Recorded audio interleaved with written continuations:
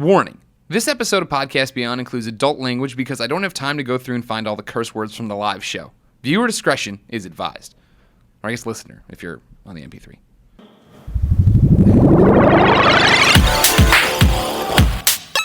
Users lose all sense of reality and enter another world. Remember, do not underestimate the power of PlayStation. Beyond!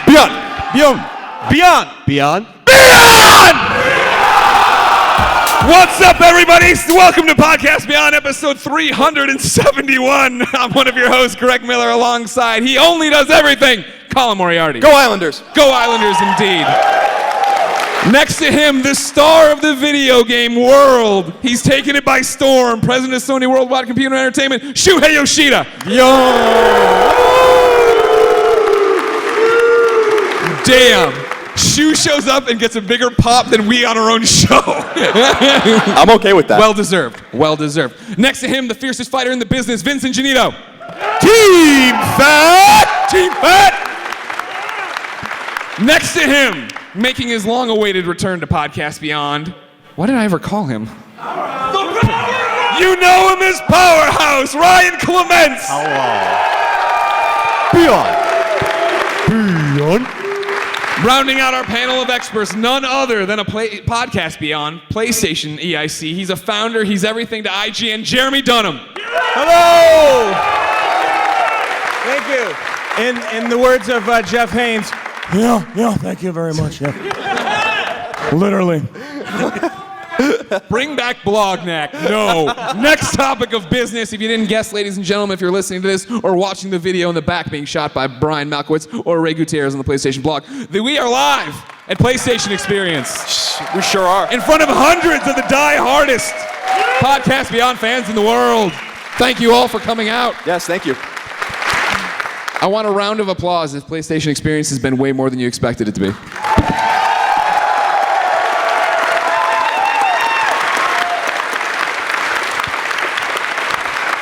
I have a feeling that the PlayStation Experience is going to rank high on this thing we do. So let's begin with the show with what is and forever will be the Roper Report. Time for some news. Colin, how many items are on the Roper Report today? Just one. A baker's dozen! Oh my God, you're one of the scariest motherfuckers in the world, dude. You really are. He's absolutely one of the scariest dudes ever. One day I will kill somebody by accident. Yeah. There'll be a poor tech back there in the chair will impale him, and then I'll go on the lamb. It's a sharp chair. Yeah.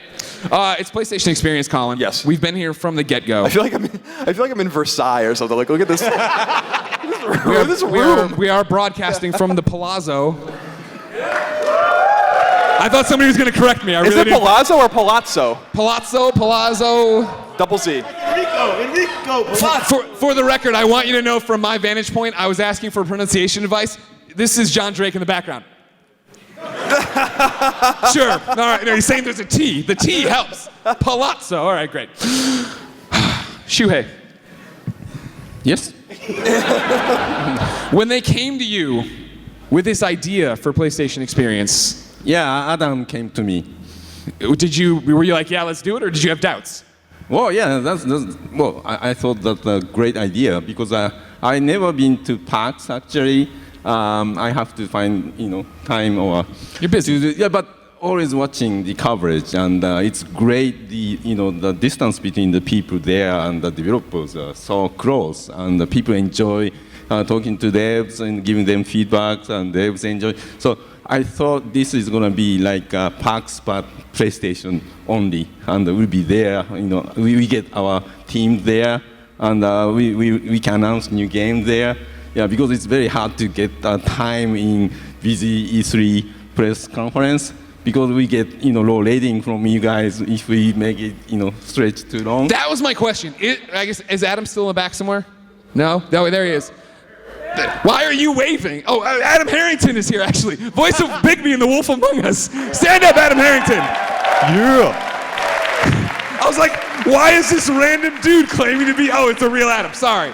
Adam, boys, Was this strictly was this PlayStation experience only a thing so that Colin would get off Shu's case every E3? Thank you. Because every E3 we do that podcast, and Colin's always like, Shuhei, I know there are a myriad of PlayStation exclusives. But I gotta tell you, brother, you're breaking my balls. I start talking like Hulk Hogan. All right. I can't do a good Colin. I don't recall that.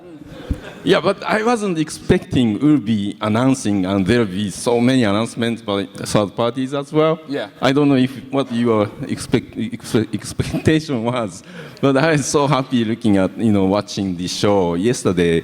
It felt a bit long, actually developers are so excited to be on stage and many of them extended their time. But still, felt great. I couldn't, keep track of, I was tweeting like crazy. Oh, this is a new announcement. This is exciting. Oh, this is great. So I don't know what you thought, but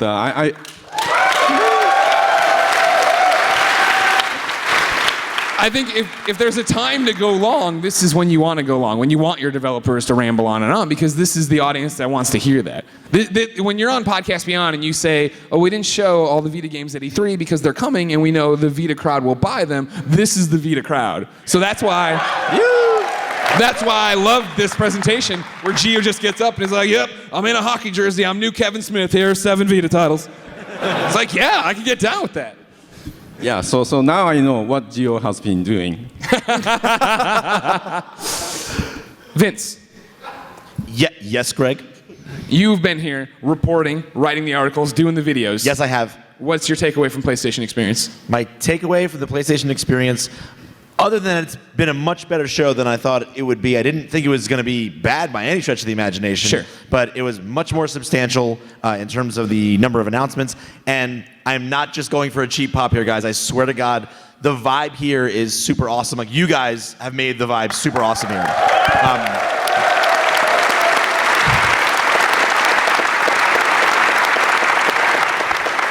I've been to a lot of shows, maybe not as many as some of the other people on this stage, but I've been to a lot of shows, and it can kind of feel like kind of a circus, not very much about games, not very much about the players. But this is even more, I would say even more than PAX now, feels more focused on gamers, because PAX has gotten to be a little bit of a circus, right? Yeah. But this is very much for gamers and about gamers, and I'm all about that. So. Jeremy Dunham, you bring something interesting to this table. A beard? Yes, those are in short supply at IGN and video game journalisms. No, you hired me about 8 years ago to work at IGN. I did, and I still remember when you called me stuck in a blizzard at 5 in the morning trying to tell me that you couldn't make it. Right. Yeah. I thought you should know ahead of time. I made the stupid mistake that I was going to drive from Missouri to San Francisco to work there, and I could have gone north or south. In the south there were tornadoes, and in the north there might have been the tip of a tiny snowstorm. And I'm like, well, I don't want to die in a tornado. Snow's no big deal. And then I got stranded for 8 hours in this guy's trailer. It's a long story, but I called Dunham, to tell him, hey, dude, I'm not going to be able to I make it. This guy I've never met who just hired me for my dream job. And I called him at 5 in the morning, and he answers the phone. He's like, hello? And I go, wakey, wakey, it's Greg Miller. And he goes, it's 5 in the morning. And I'm like, yeah, I almost died. Sorry, I'm not coming out right now. I forgive you. My thing for you Yeah. is that you were working at IGN when this PlayStation was this up-and-coming thing. Yes. The PlayStation 2 era. Yes. Did you expect it to get to this point where the Yes. brand... Really? Yes, that's why I was called Nostradamus, because I knew. No, you were called Yes. Nostradamus because you made the predictions before they happened. That's right. And one of those predictions was that PlayStation would win the last generation war after PlayStation 2, and it took 5 years, but I eventually got it right. It happened. But it was really great because at the time IGN was really GameCube focused on Nintendo, because it started off really Nintendo focused. So PlayStation, as a team, we had a lot to prove, but we just kept getting kick-ass game after kick-ass game. And now I was telling Clemens right before we started, looking at you guys, I feel like a proud, very large dad that's very happy to see you guys grow up and take the system that we all love and really bring it to the fans. So I just want to say I'm really proud of you guys. I'm really impressed with where you've gone from the start. But yeah, your original question, yes. Yes, you're welcome. But to answer your original question, yes. You totally saw this PlayStation trajectory. Yeah, I had a debate on IGN Insider with Aaron Boulding and our gear guy, Jerry Block, who were convinced. See, these are names you guys don't even remember because I don't think you were born yet. But they were convinced that PlayStation was going to be last place.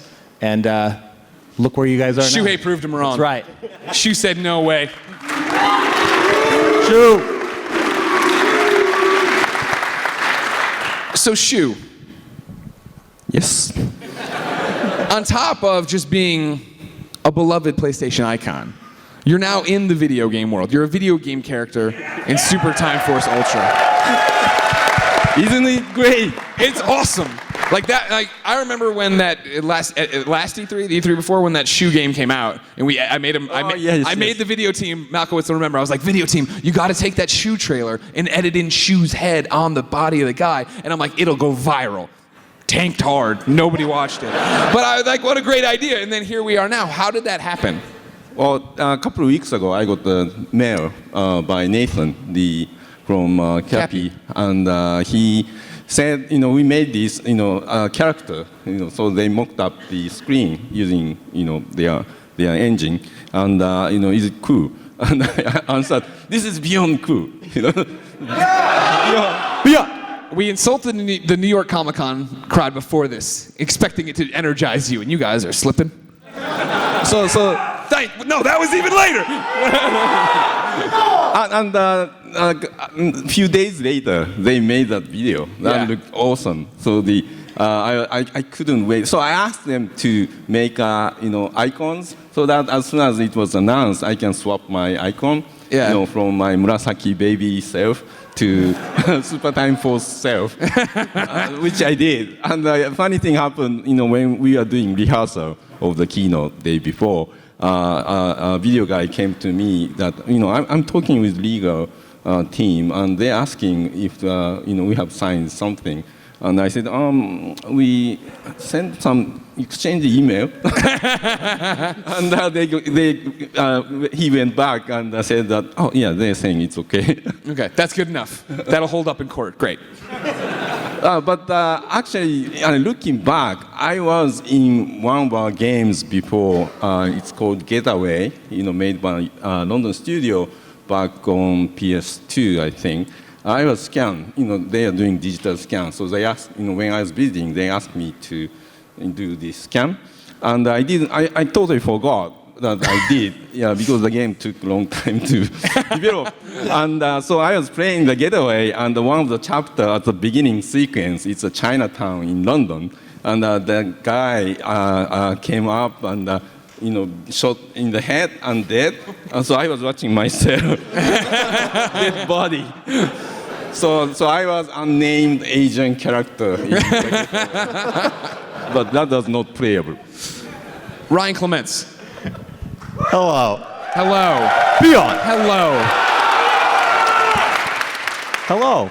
You work for PlayStation now. I do. So, and they approved you being on this panel. Yes, I asked ahead of time. So you are the definitive voice of PlayStation. I would like you to tell me where Shu now ranks in terms of mascots. Is it Kratos Shu? Is it Shu Kratos? Where's Nathan Drake? And where are the Patapons? Oh man, that's an impossible question. It's all about what's in the heart of the gamer. The PR brainwashing has worked, I'm glad to see. Pre-order now. I feel like I would have to say Shu is my favorite mascot personally. Yeah. But that could change depending on if maybe someone is no, I'm saying if someone is a big Kratos fan, maybe Kratos is their favorite mascot. Mm-hmm. All right. Like that guy. That was Kratos, and I'm horrified. Calliope! Athena! Anyway. Actually, Kratos in Shovel Knight, right? What's that? Kratos is in Shovel Knight. Yes. Kratos and Shovel Knight. How awesome is that? Now that someone's mentioned Shovel Knight, I will put down my microphone for Colin to speak for the next 15 minutes. I'm so glad that game's coming. we've known about that for a while, and I've been dying to say something because we get tweets about it all the time. Like, is it coming to Vita and is it going to PS4? And it's like, yes. But they wanted to announce it here, and when I found out that Kratos was going to be in the game, I thought that was actually a really, really cool touch. I never saw it though until yesterday. Yeah. Hey, Greg. He's going to be wandering around, so it's going to be pretty cool. Real quick, can anyone else hear like deep resounding bass coming? Yeah. Through? Is this like Jurassic Park or what? There must be a paddle next door, Okay. perhaps. Yeah, some jerk store. Shu's water is like trembling, like.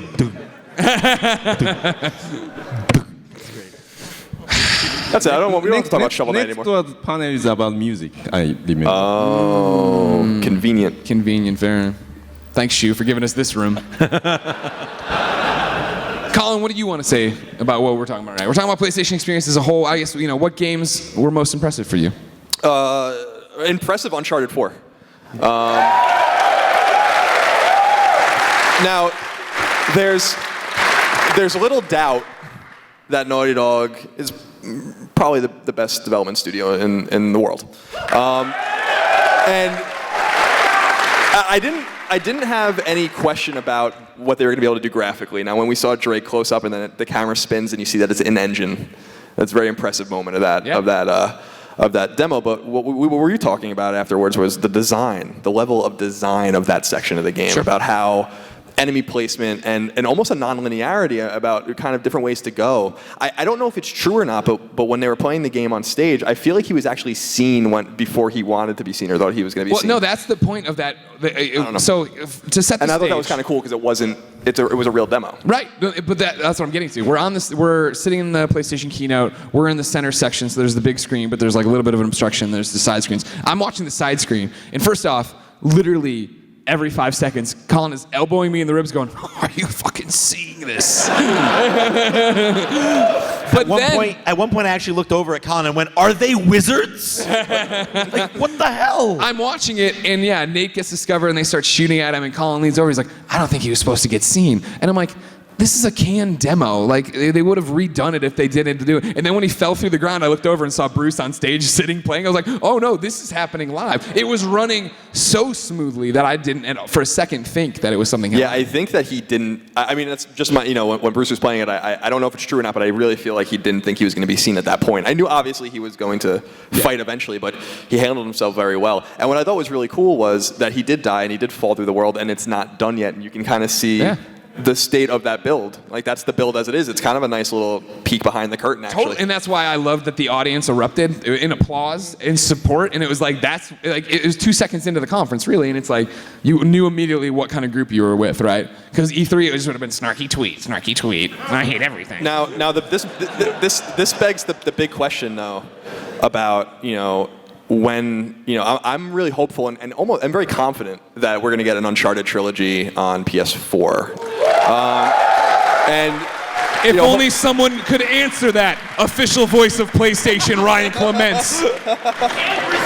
Yes, Resistance. Me and you are the only ones that care about Resistance. But it got me excited to go back. We've platinumed all 3 of those games, and we've experienced them many times over. But when I watched it, I was like, man, you kind of forget how good that series is. Yeah. And I want to go back and play them all again. Well, that was the big thing for me. I've talked to a few of the Naughty Dog devs since then, and I don't know what PR spin Clements is going to put on it eventually. But the cliche thing of watching it and talking about it is it looks like non-stop Uncharted action in the way of, I keep saying, I wrote on a tweet that, there's no longer even an animation to rest through, right? Like, Drake grabs a guy and he throws him over, and usually you just watch that play out and then you get back to climbing, whereas this time he grabs your leg, you gotta fight him off. You go to chokehold the one guy, he brings up his gun, you're spinning around, shooting it, and oh my God, you have to be in this game every moment. There's moment-to-moment action. Yeah, if every part of if every set piece is like that, it's gonna be an insane game with the hook and the sliding down the ravine, shooting guys. It's I don't know. I feel really, really good about where that game is going based on that. And frankly, I feel really, really good about where the Order is going to, based on what we played. Woo! That game has come. Since we first saw it, Vince and I saw it behind closed doors before they showed it to anyone, and then we wrote about it, and that game has come a long way since we first saw it. It wasn't running well, it wasn't coherent, really, when we were seeing. They rolled it out very slowly. And when we saw it at E3, we saw that really cool werewolf sequence that I thought was really cool, really well done. And then we got to play 40 minutes of the game. And I had a lot of fun with it. I did too. I liked the guns. I thought the guns worked really well. I loved, it's beautiful, obviously. Coat physics on point. Tell you what, you're not going to find really a better. Hard. That game's beautiful. Not going to find a better flapping coat.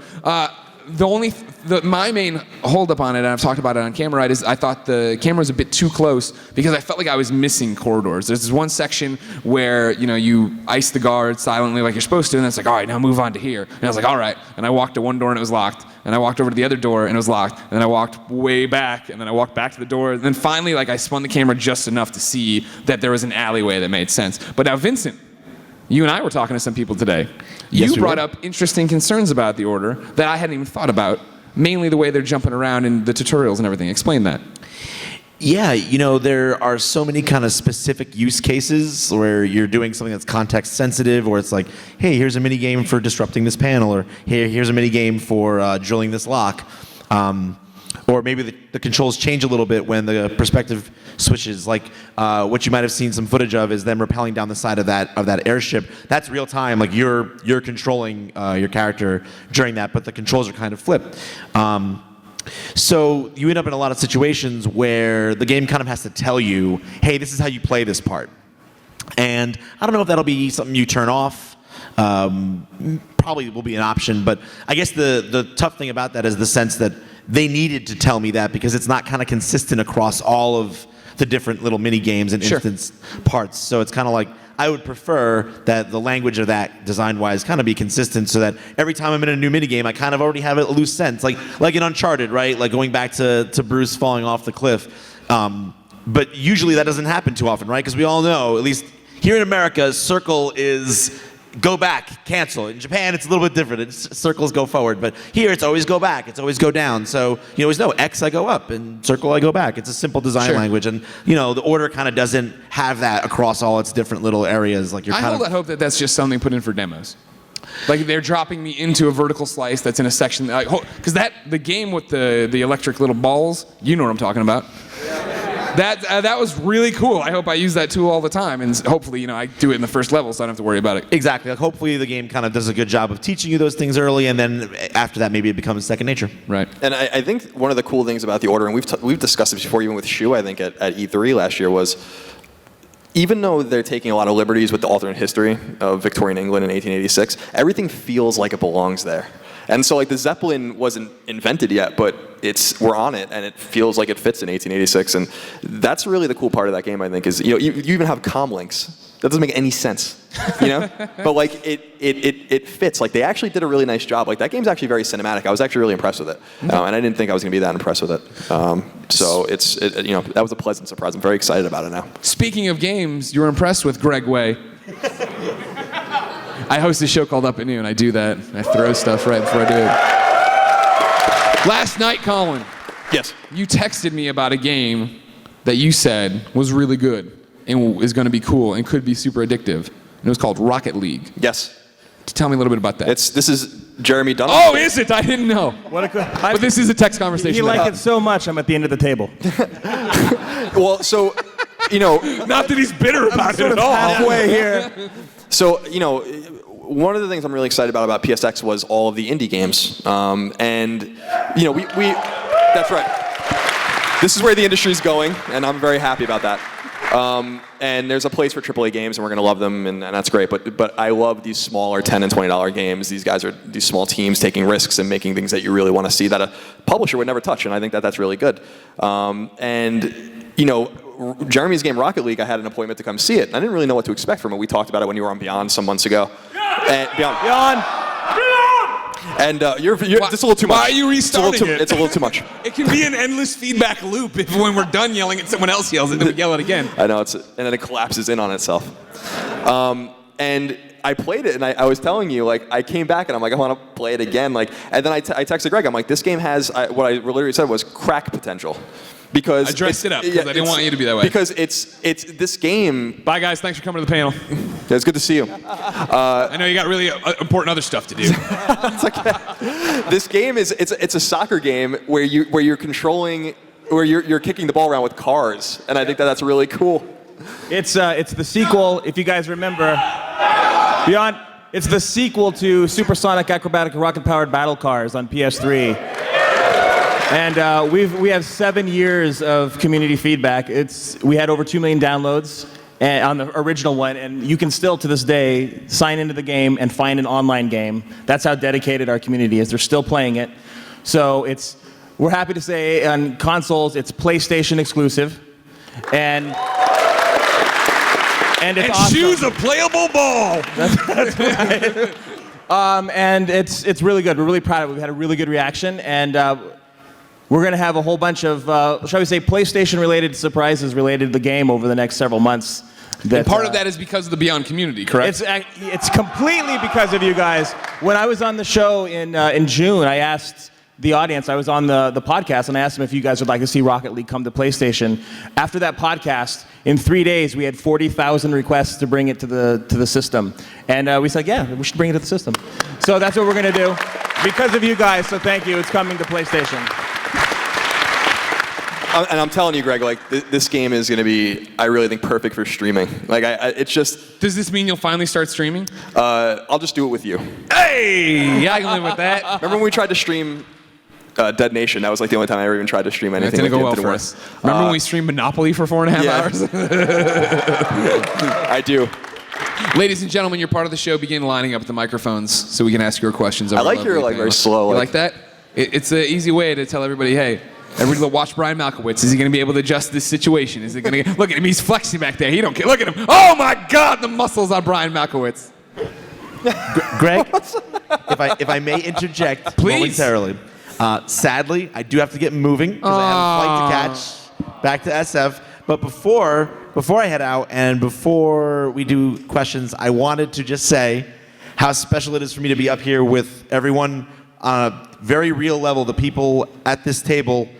Maybe Shu more indirectly, but Greg, Colin, Ryan, and Jeremy are all why I'm here. These two got me on at IGN. And this guy, I'm going to tell you a quick story about this guy. At Ryan Clements at Beyond 200. I don't know if any of you were there. Anyone there? Anyone at Beyond 200? Okay, I'll take it. What about Beyond 300? Who's coming to Beyond 400? I snuck into Beyond 200 to meet these guys. To try to get my face in front of them. It was so hard to get a ticket. God forbid you send an email. And Clements, Ryan was doing trivia to give away a signed copy of the Final Fantasy Tactics original soundtrack. I won that copy from him. And then the next day when I came in for a tour, I left it on his desk to give it back to him with a handwritten note telling him the only payment I wanted back is for him to teach me how to join him. Oh. And when I came on as a freelancer, he was the first person to work with me and show me how to write better, more gooder. And just means a tremendous deal to be up here with him today.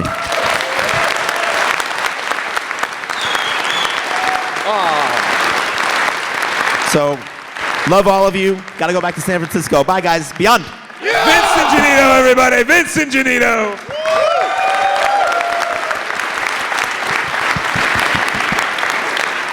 You, sir, and your lovely Beyond t-shirt available at splitreason.com/IGN. Oh. What? No! All right, ladies and gentlemen, when the ever-rotating fifth chair opens, Adam Boyce springs into action. I see you have an empty seat here. You, sir. Is it on? Yeah, okay. All right, so I guess my question is, well, I'll start off with Beyond. Beyond! There we go. So I was thinking back 10 years ago, playing games like God of War or Devil May Cry, Metal Gear Solid. Games now I'm playing JRPGs, Ni no Kuni. Hell yeah. Ni no no. Resogun, hashtag Colin was right. Hell yeah, it was. Resogun's the best game on PS4. It is. After DC Universe Online. So I'm just thinking, like, a lot of this change in what I play has a lot to do with everyone up here. You guys have a hand in the game industry in one way or another. So I guess my question is, what are your thoughts on your impact or, you know, some of the people you might say, hey, check out this game, or hey, this review got this score, and feel like a lot of people listen to you guys, so maybe you say something wrong or something, something someone might not like. What are your ideas on that? The risks involved, or is it, oh, I don't want to say this, or, it's a lot of people reading this, or put my name to it. It's a lot of. Sure. I mean, when reviewing a game, that was always the scariest part for me, is that what if I get something wrong? What if I miss something? The one I always think about is Hot Shots Golf Open T2 on the PSP. Of course it is. I had gotten a UMD test kit, and for some reason in the test kit, it didn't unlock the ability to save your replays. And so, as a huge Hot Shots fan, golf nerd only on video games, I dinged it in the review for that, and then people who had already bought it were like, wait, no, it's in there, blah, blah, and it had to be this whole thing, and like, that's always the fear, right? That you're gonna get hung up on something so stupid, right? Like, oh, well, it sucks that I couldn't change the camera. Well, you could, it just wasn't in this, it's over here, and do that. In terms of saying something people don't agree with, I hope you don't agree with it most of the time. You know what I mean? I think everyone here, everyone listening to the show, everyone watching this show, we're the #1 PlayStation podcast, and Colin and I are not always in line with popular opinion. But the fact is that you're smart enough and educated enough to want an opinion outside of your own. It's as we've seen many times recently on the internet, it's a very dangerous place when you want to be in a hive mind. And that's what everyone should not be looking for at all. You should be looking to challenge your ideas. And I'd hope you'd say, well, it's very similar like when I'm like, I don't like fighting games, right? So when I see a fighting game, I can't give you the most in-depth coverage of it, but I'm open about that, and I tell you about that, and I don't try to pretend that I'm an expert at that, right? Whereas the next Superman video game, I'm gonna be telling it as it is, you know what I mean? And that's the way it is as long as we're all open and honest with each other, the relationship continues. We have to keep talking all that out. Yeah. and I think more to that point, like, I often say to people, like, we know we're going to play Uncharted 4, right? Like, we know we're going to play The Order. We know we're going to these big AAA games that have some push behind them that we see a lot of. The things that I take most pleasure in, because of our position in kind of seeing behind the curtain and talking to developers and seeing what they're working on, is I like to expose you guys to things that you might not know are there, because it's hard to find those kinds of games. And so when I talk about, a game like Danganronpa, or I talk about a game like, Ni no Kuni, or I talk about, all these things. Naughty Bear, of course. Or when I come back from Gamescom before PS4's launched, and I'm like, all these games are cool, Killzone's cool and stuff, but man, there's this game Resogun. You guys really want to pay attention to this game. It's not because not for any other reason than I'm excited to tell you guys about it, so you guys can enjoy it too. And so we're not always going to be 100% in sync with each other, but we hope that our heart is in the right place when we recommend a game, or when we pan a game, that we're trying to save you time and money, or we're trying to tell you you have limited time and money, and this might be a direction you want to go in. So that's basically that. Yeah. Thank you. Why don't you come up and get an illustrious prize that was already available in your prize package from Sony? But if you'd like another empty playing card box, right here. Go Packers. Please, God. Remove his Beyond shirt and remove him from the show. Here, this is a Warframe code for you too. Okay. It gets you free stuff. They sent like 5,000 of them, so pass them around for everybody. You, sir. Beyond! Beyond! So I introduced myself yesterday. I'm the guy that sent in the Freedom Wars copy, so it's still hidden here. Where do you think it's hidden? Give that out. Somebody yell where they think it's hidden. It's not huh? It's in your backpack. It is in my backpack. Come get it, sir. Because the room wasn't cleared and I couldn't hide it with y'all watching me. There you go, Freedom Wars. I just want to say thank you to you guys. You guys are the reason why I'm here today. I just sent you guys the email, and I've never been to a convention or anything like this, and I just appreciate it. Our pleasure. First and foremost, thank you for being here, because we wouldn't be here without you. Remember, that's how the whole relationship works. You never have to thank us for anything we do. We have to thank you for everything you do. That's right. Secondly, by round of applause, who is here based on a free ticket from Beyond? I mean, based on a round of applause is how I started the conversation, and you raised your hand. That's silent. Sorry, now back to you, sir, who sent in the Freedom Wars copy. Thank you so much. So, tempering that excitement you were just talking about, Colin, you guys find out and know everything that's going on, or a lot of times before the rest of us, like Shovel Knight, you knew it was coming to PlayStation. How do you temper that excitement with keeping track of what you can't tell people about? We've slipped a couple times, right, and had to edit the podcast. It's super rare, and it's mainly the fact that I'll introduce something that you know, and maybe you have told me in the past, and I'll present it as a question, and then we want to have a conversation of, was that misleading? There used to be this guy on our podcast, he'll remain nameless, but he used to do predictions. And this guy would predict things he knew were going to happen off the record. That may or may not be true. So that's I predict it's true. Thank you, Adam. Yeah, that's one of our things is that we try to dance around it. It's easier than you think. You know what I mean? Like it's more in a live conversation with somebody where it gets a little more dicey. When we're talking, we usually have an ebb and flow, knowing where we're about to go with something. But like, yeah, there are those little things. This sounds weird too, I guess. But the example I gave is, we're always going to talk about stuff. When we make predictions, we honestly don't know if they're coming true. And when I said that to somebody yesterday, they said, oh, so the E3 where Colin doesn't predict The Last Guardian, that's going to be the one. And I was like, I guess so, yeah. When we know that's really coming, we'll stop talking about it, I guess. But no, it's not that bad. It's usually pretty easy. Great. Thanks. No problem.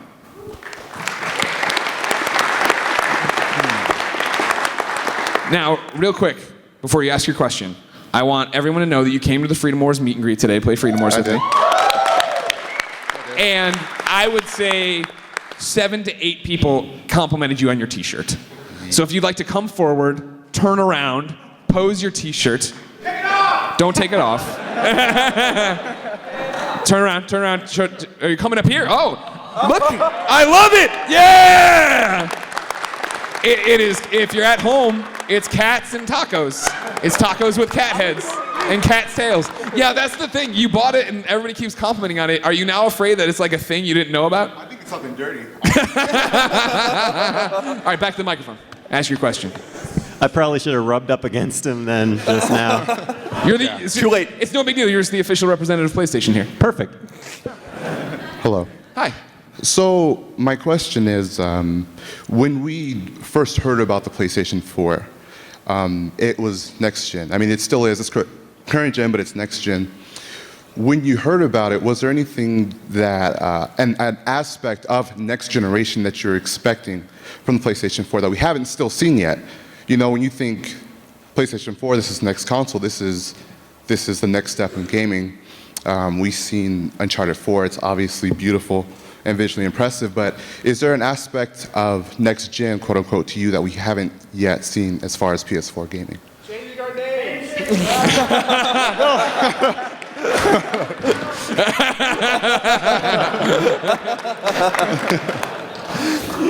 I mean, for me, the thing that's still missing, right, and I know it's coming, is the YouTube integration. Like when it got announced, right, and it was to sharing and streaming and everything, I was like, this is going to make it so much easier to do this. And it still is, right? I can still save my video clips, edit them, no problem. But I thought the ability to go straight to YouTube would be there quicker, I guess.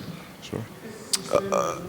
To me, this is the way I put it. PS3 had, 512 megs of RAM. Half of it had to be used for graphics. Half of it was to run the games, right? So you had beautiful games that talented studios extracted everything out of to make a game look like, say, The Last of Us, right?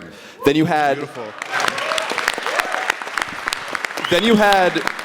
visually unappealing games like, I don't know, Fallout 3, right? But these games were huge because they used all of the power of the PlayStation 3 to render the world.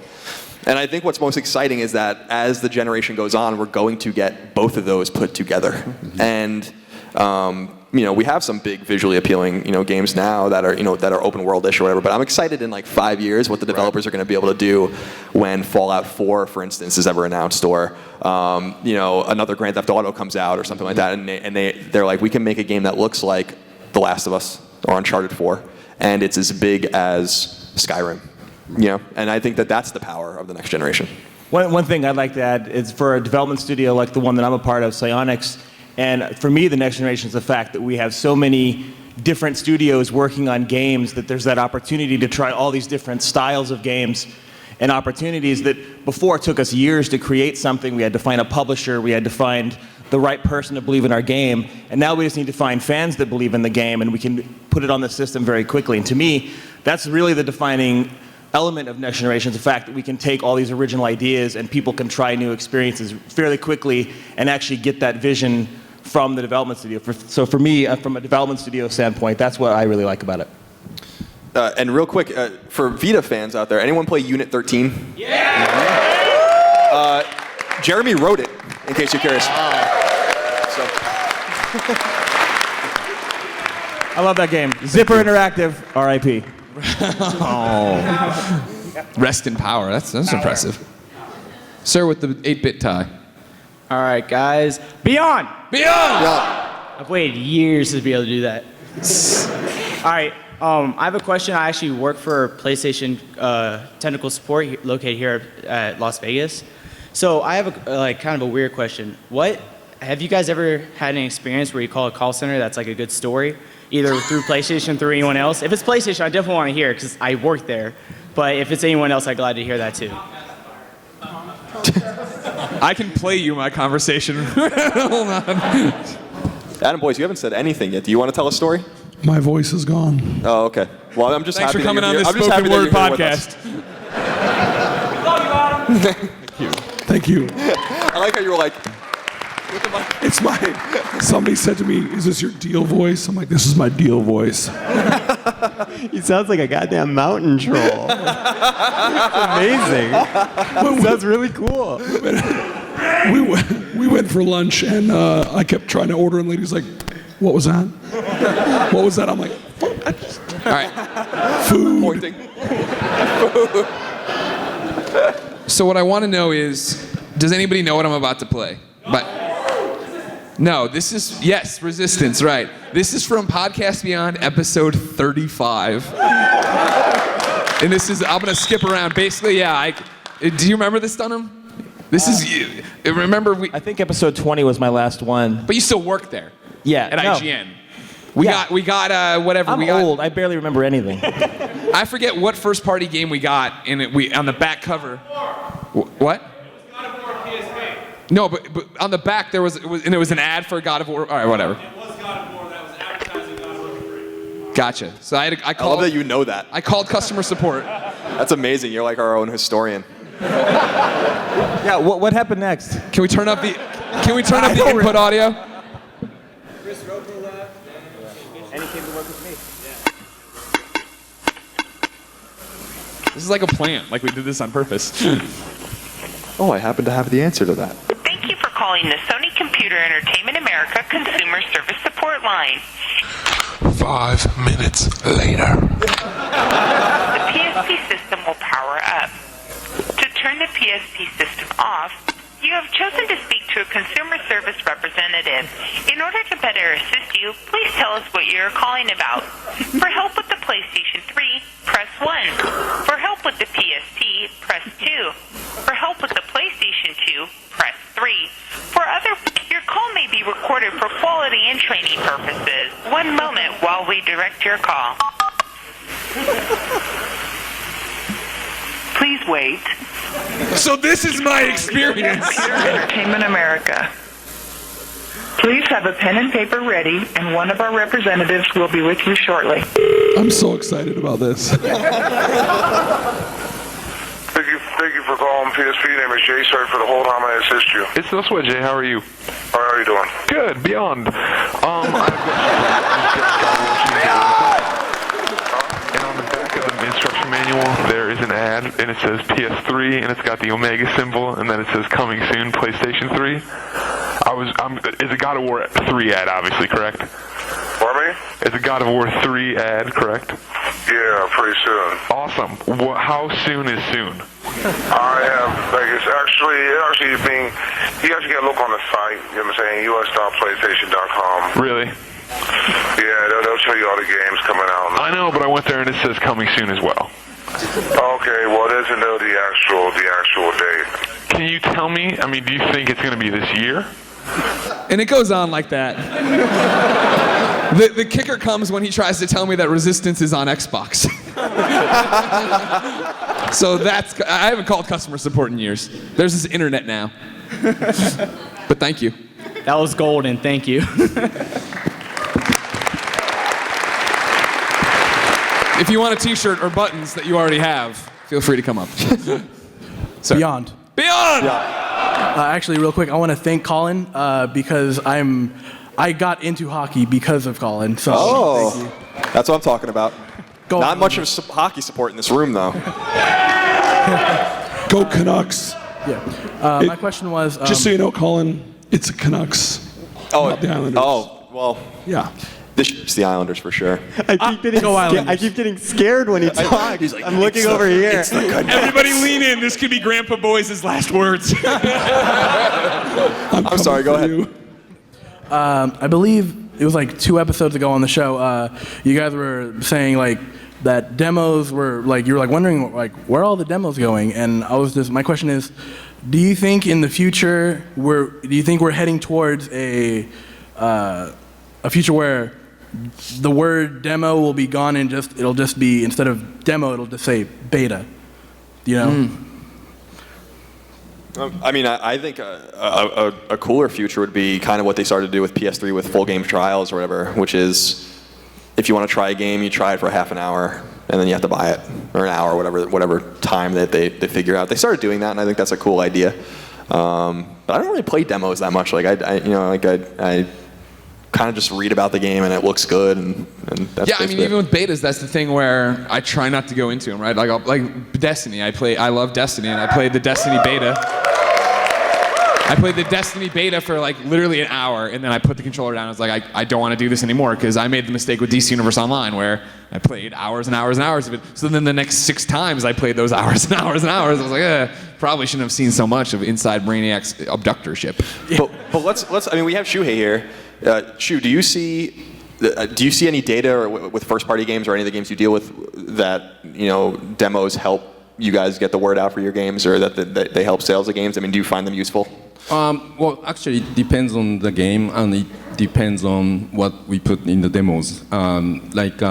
Good demos, of course, sell games, and there's definitely the correlation for that. But sometimes the demos might be, giving away too much. If people are very, very curious about the game, PR, they might be happy enough to play the first section of the game and might move on. And so there are some theories there are some people who believe that every game should have a demo, but there are other people who believe that some games should not have a demo.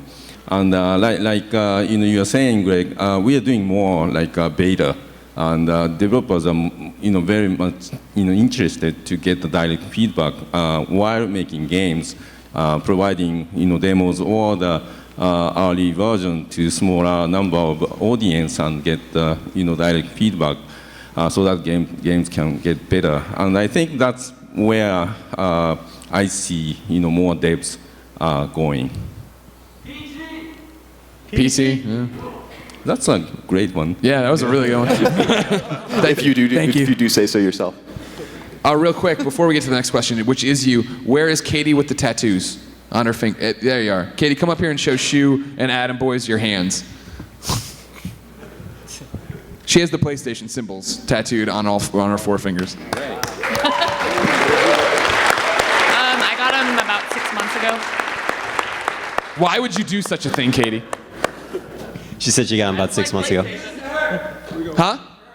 One of the Warframe things? Oh, it's, yeah, you're giving your $10 of PlayStation money to her. So everybody pass it forward. We can see where it's going. Don't steal it. Someone's gonna take it and run. No, I was gonna say it'd be awesome if it's like Born Identity. Somebody takes a photo of the code. Wait, they're giving you $10 from the crowd because they just kickstarted your tattoo with PlayStation Store money.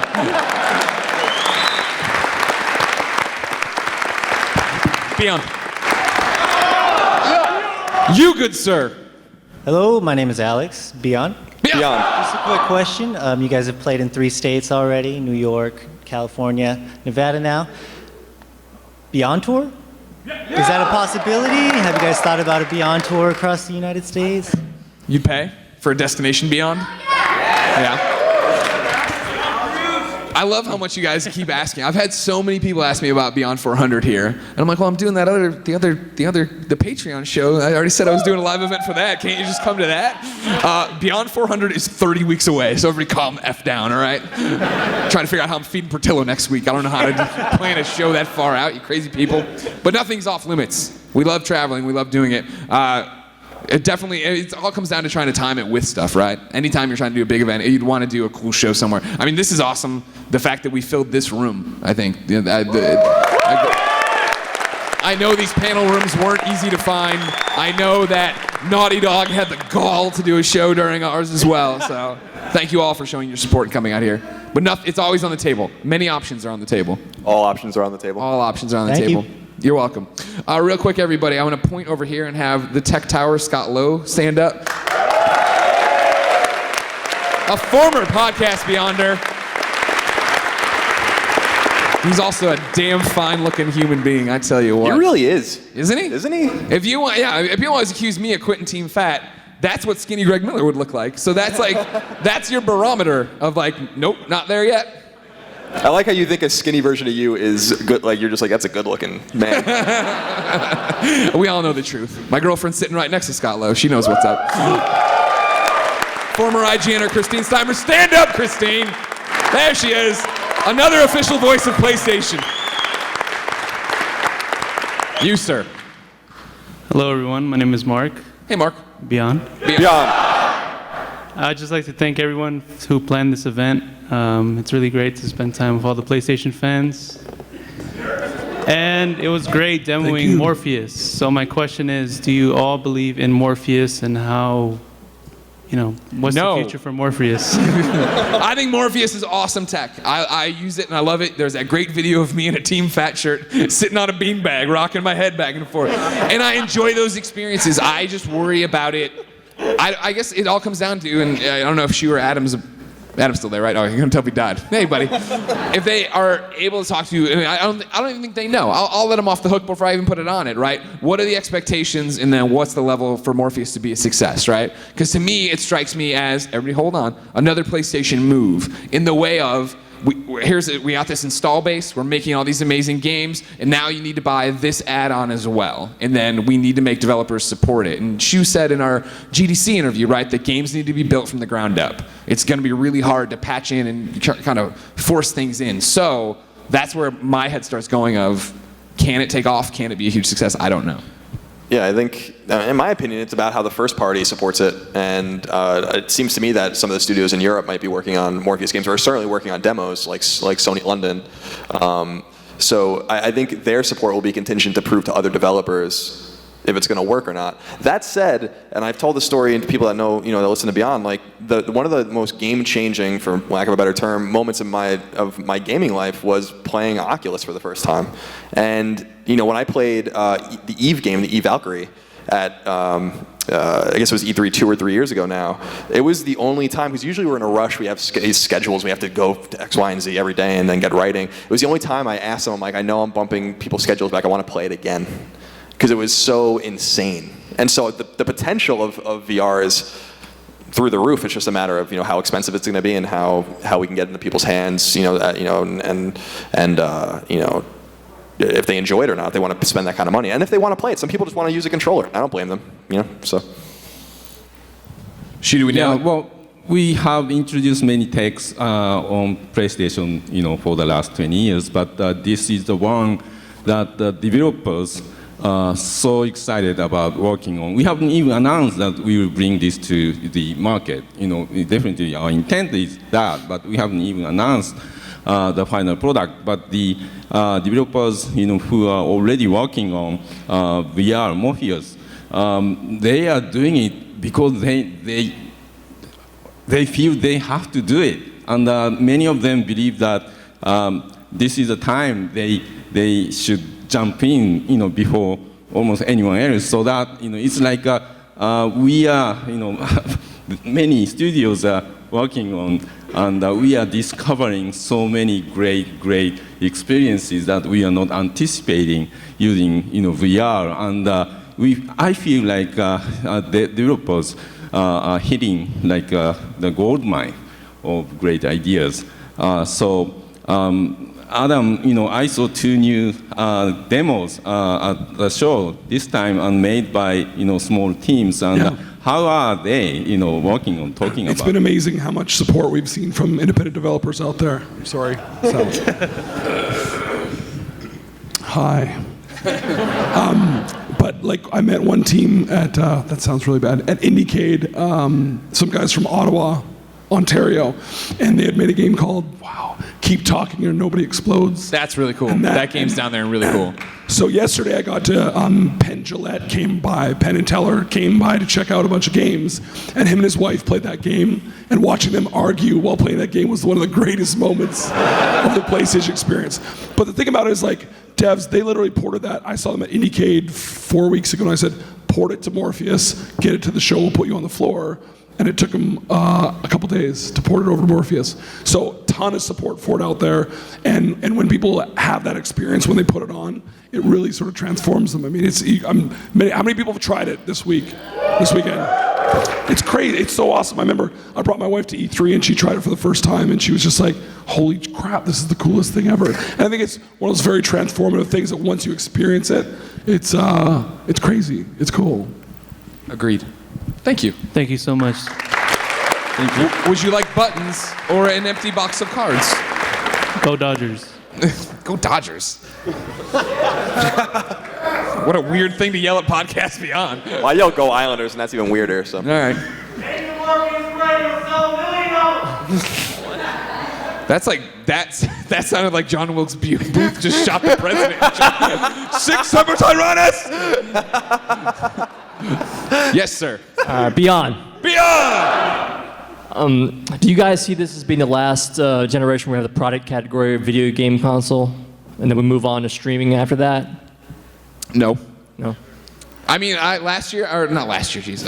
before PlayStation 4 was even rumored, we all sat around, I think, and prophesized the ending of as we often do. This console generation will be the last one. I mean, and then they all came out and sold like gangbusters. Yeah, the conventional wisdom was wrong in every way about this generation of consoles. And I think that's good for console gamers. Because we were reading the tea leaves set by Wii U, which wasn't selling well. And we read the tea leaves, this is kind of ironic, like with I think Vita's expectations were better because 3DS was doing poorly and then started doing better. And so people maybe assumed that things were going to go one way or the other. But people were wrong about console gaming. PS4 is the quickest selling console of all time. People, and that's including us. I mean, we've talked about that in the past a bit. Like, you kind of look at it and you're like, well, it kind of makes sense, right? But now the consumer says differently and the market speaks, and that's what's most important. And people were wrong about exclusives being more important. Exclusives are less important, rather. Exclusives are now just as important as ever. And what the most interesting thing I think people were wrong about was people saying third-party exclusives were dead, and they're alive and well. So a lot of the conventional wisdom by people that knew even a lot more about the industry than we do were wrong, because the market spoke in a different way than I think people expected. And I'm happy about that because I love console gaming. So. Woo! Beyond. Hi guys. Hey. Beyond. My question for you is actually asking for advice. What's your advice to young games journalists in terms of networking and meeting people and making a name for yourself? Because I live on the East Coast and a lot of the industry is stationed on the West. So I very rarely get to come out to these kind of things, and I'm always not sure how to approach talking to people in the industry because it's pretty intimidating. I mean, Sure. people like to think it's just talking, but when you're new to this, it's pretty difficult. Right? Want me to go? Yeah, go ahead. I mean, be bold. Don't be afraid to do that. You have to stand out. You know what I mean? I always tell people and give out my emails, greg@ign.com. I'm always happy to pass along freelance stuff that looks good to the previews editors, the reviews editors, stuff like that. But then checking back in, you know what I mean? Mm-hmm. Not asking dumb questions. Like once I give it out right, when it becomes a problem when, hey, it's 6 months later and I'm just checking in to see if there's any positions. It's like, well, there's a website. Like there's, you can, if you can't Google search IGN jobs, that's a problem. You know what I mean? IGN careers, define and keep an eye on it. Now, don't get me wrong, checking in is a great idea of, are there new opportunities? Can I freelance? Can I do this? That's what it is. It's talking, asking, and of course, you're going to remind everyone you talk to of when they started and needed help. The gentleman, one of the texts, we're cut off, yeah. He was doing this cutoff thing. Yeah. I'm saying, though, come on, we got a lot of people here. What are they going to do? We're going to start an insurrection? Can we do 5 more minutes? The next one, we'll clear out really quick and do autographs and photos outside. I'm not going anywhere outside, so everybody's cool with that. But yeah, keep trying, keep doing it. Everyone remembers, take advice and come back and show you've done it, right? I tell people all the time, if you want to do this, be doing it now. You should be blogging every day. You should be doing reviews wherever you can. You should be doing podcasts. You should be doing YouTube videos. You shouldn't be worried about your views on the videos. You shouldn't be worried about your listenership on your podcast. It's about getting good enough that when we bring you in for a screen test, you're not just a great writer who can't do anything else. Right. And one thing I'd like to add is the guy that hired all these guys, be yourself. That's what got them in through the doors. They were all unique. Shuhei Yoshida? Had their own had their own voice. That's really what's important, is be yourself. Right. Thank you, guys. Good luck. One last question. Just one, Colin. I'm just trying to follow the instructions. I just want to do one last question. Your last question. I'm sorry, everybody else. We will be out there to answer photos. God, it's been a long PlayStation experience, Shu. Wonderful one. Yes, go. All right, Beyond? Beyond! Hey guys, my name's Paul, and first off, where the heck is Marty? If you didn't see, Marty passed. No, Marty. No, Marty, first off, we were not joking last week. Marty is now in the non-rotating third chair. In classic IGN fashion, we made that decision after we booked this panel. So I was like, oh, we did it, yeah. Oh, crap, next week's show is live, and he's not going to be there for it. But no, Marty's totally on board. Marty is in. That's the deal. Cool. All right. Thank you for clearing that up. And then my question for you, Greg and Colin, it's been like a draw to watch you guys grow with PlayStation and IGN and then branch out and do everything that you do. What's like... I mean, I know obviously, we're like the drive to that, and everything, but like what keeps you going, and how do you find the balance, and like, is it surreal to you to kind of see what you've accomplished? It's mystifying every day in the best way possible that anyone cares what we have to say about anything. And we are humbled and honored by that every day, and we don't take it for granted for 1 second. What people have provided for us. One of the things we were saying was about David Jaffe's presentation at the end of the conference yesterday was how humble he was at the beginning and how he was thanking the people that really did a lot for him and supported him. And I thought that was so cool. And, frankly, we feel the same way about you. We cannot do anything without you guys. You guys, have been nothing but awesome to us for years. And we are blessed and honored. So yeah, we burn the midnight oil all the time when we go home. Greg, it's funny, Greg and I live together. We are with each other all the time. And when we're not at home together, we go to work together. Yeah. When we come back from work, we work our second job together, and then we wake up and do it all over again in the same house. But you know what? Like, we wouldn't have it any other way. Like, we love doing it. I love being, I've told my girlfriend, like, Greg and I are ostensibly married. And we're so honored. So thank all of you for everything you've done for us.